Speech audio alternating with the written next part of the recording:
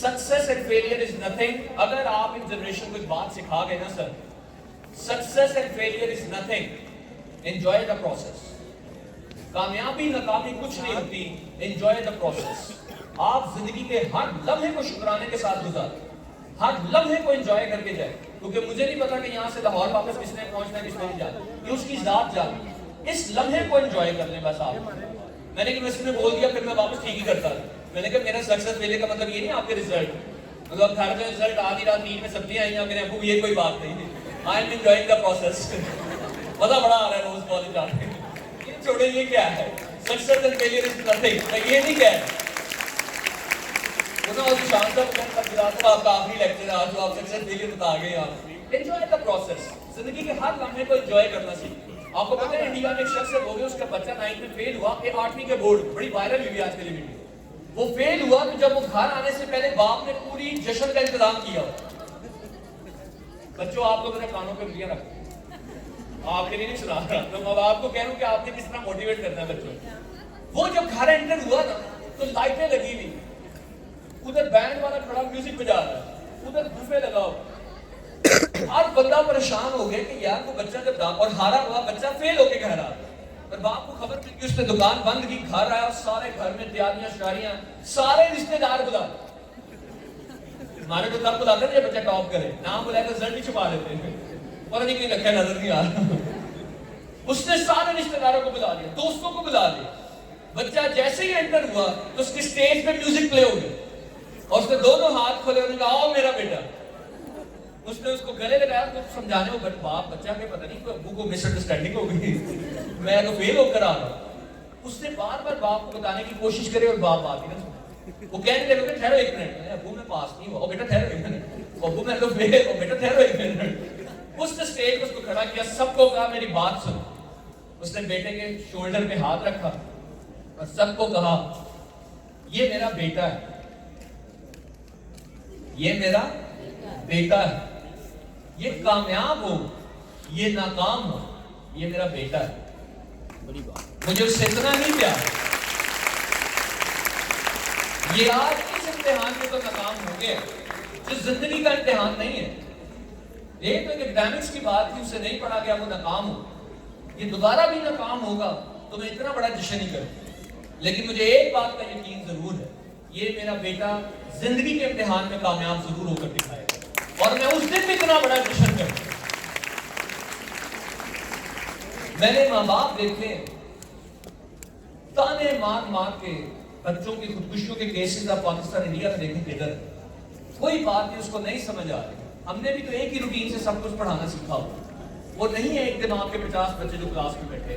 लेकिन मैं कह रहा हूँ एक ही तरीके से समझो. वो और तरीके से समझना चाह रहा होगा. अगर आप तो बच्चे को समझा नहीं पा रहे तो ज़हन में रखें बच्चे का कसूर नहीं है. हमें नहीं समझ आया जो हमने समझाना, हमें नहीं समझ आया जो हमने समझाना, वो आपने नहीं समझा सके उसको जो कहना था. ये दुनिया में बहुत वायरल हुई है वीडियो. इसलिए बच्चे को चीज समझा दें. आखिरी मैसेज, एंजॉय द प्रोसेस वाली. इसको जिंदगी का शुक्राना अदा करना सिखाएं. और वो कैसे है, वैसे उसका एक मैसेज देकर मैं इसको वाइंड अप करता हूँ और कसम से वाइंड अप करता हूँ. 3 दफा हो गए. मैं इसको वाइंड अप एक वाक्य के ऊपर खत्म करूंगा. जिंदगी जीनी कैसे, बस यूं जी. बच्चे के पास आपकी ऐसी खूबसूरत मेमोरीज रह जाएं, आप और हम तो नहीं रहे, खूबसूरत यादें तो इनके पास रह जाएं. कि जब ये परेशान हो तो आपके साथ गुजरे हुए हर लम्हे को याद करके अपनी रूह और दिमाग को फिर से ताज़ा करें. ऐसी यादें बच्चों को दें, इस तरह की यादें बच्चों को देकर. और वो यादें कैसे देनी है कि इनको नाकामी और खुशी में जिंदगी जीना सिखाएं.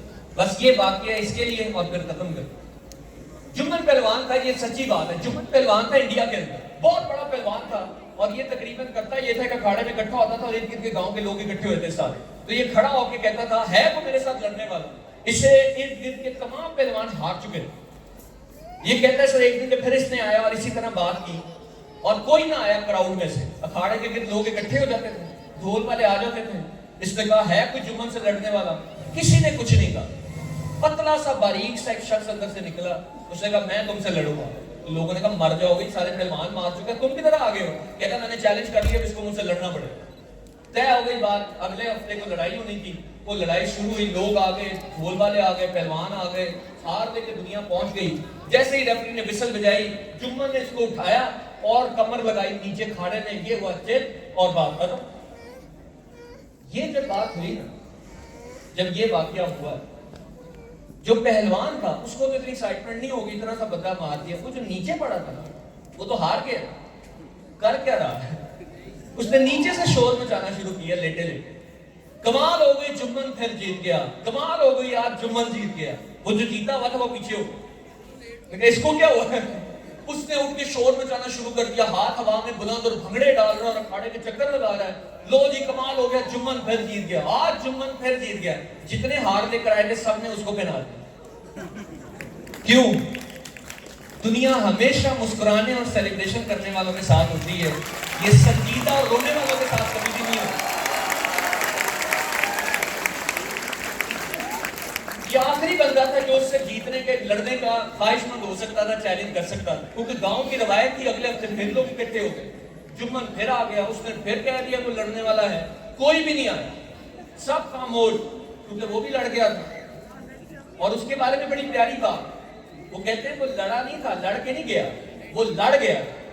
شہر کی مکھی لڑتی ہے کہ لڑ جاتی ہے؟ وہ لڑ گیا تھا جمن کو. اس لیے جب کوئی نہ آیا نا, سارے خاموش.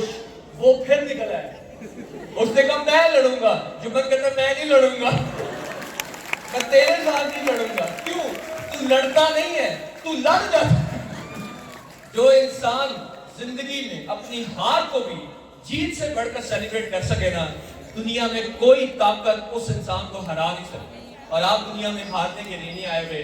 Thank you so much and best of luck to all of you. Allah تعالیٰ آپ کا معاملہ واصل ہو اور آپ کو کامیاب کرے. بہت بہت شکریہ.